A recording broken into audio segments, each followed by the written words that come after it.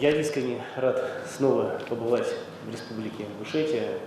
Вижу те преобразования динамичные и позитивные. Вступительное слово члена бюро Центрального совета Союз машиностроителей России и президента АвтоВАЗа Максима Соколова открывает сегодняшнее заседание. Первым делом глава завода-гиганта рассказал о самом АвтоВАЗе, о деятельности, условиях труда и предлагаемых вакансиях. В Тольятти 32 тысячи работает сегодня, и мы продолжаем набор людей. Только что совещание проводила вице-премьер Татьяна Алексеевна Голикова как раз на эту тему, и об этом уже мы говорили с главой республики. Поэтому, конечно же, такое предприятие имеет огромное значение для всей отрасли и не только автопрома. В цепочке поставщиков АвтоВАЗа задействовано более 1650 предприятий с общим количеством порядка 500 тысяч человек занято. И, конечно же, это имеет системообразующее значение для всей автомобильной отрасли промышленности. Говоря о промежуточных итогах работы Ингушского регионального отделения «Союзмаш» за первое полугодие текущего года, Мустафа Цуров рассказал о проведенных мероприятиях. В частности, студенты Северокавказского топливно-энергетического колледжа в рамках недели без турникетов посетили ряд предприятий республики, чтобы узнать, какие профессии являются востребованными и перспективными. Также 11 июля в стенах учебного заведения прошло расширенное заседание регионального совета Ингушского регионального отделения с участием вице-президента ОАО «АвтоВАЗ», первого зампреда правительства республики Олега Фурсова, в ходе которого были озвучены намерения завода привлекать ингушских специалистов для работы на производстве «АвтоВАЗ». Важно, что колледж готовит студентов для целевого обучения на 125 мест с целью дальнейшего трудоустройства в АО «АвтоВАЗ» в город Тольятти. Уже подготовлено 100 договоров о целевом обучении со студентами, а также в октябре 2023 года 25 студентов направят на производственную практику. Мы усиленно подписываем соглашения с предприятиями для более такой консолидированной работы и развития промышленности в целом. «Союзмаш» — это, если перевести его по-другому, это отраслевой союз работодателей.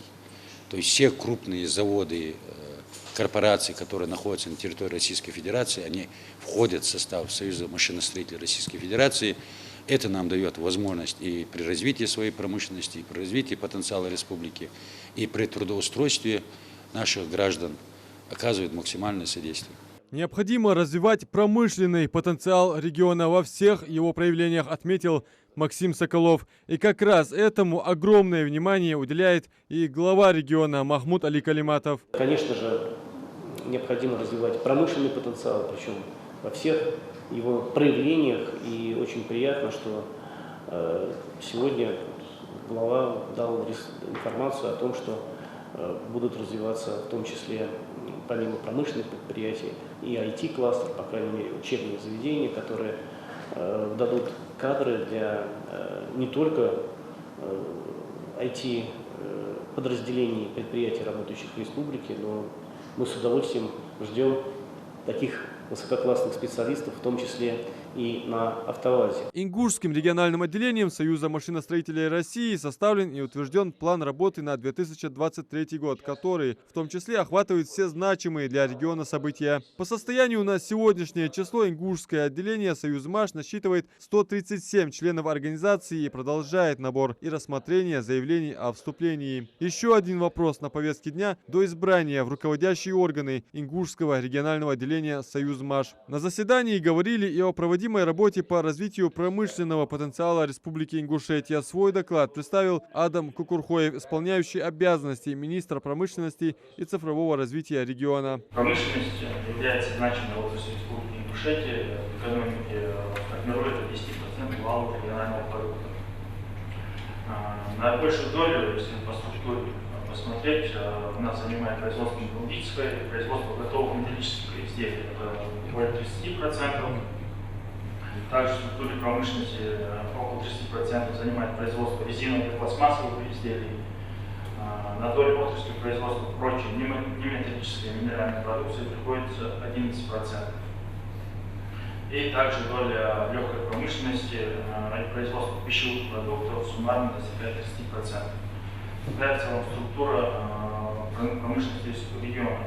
Если говорить по цифрам, по статистике, то индекс промышленного производства в республике за первое полугодие 2023 года увеличился и составил 113% по сравнению с аналогичным периодом предыдущего года.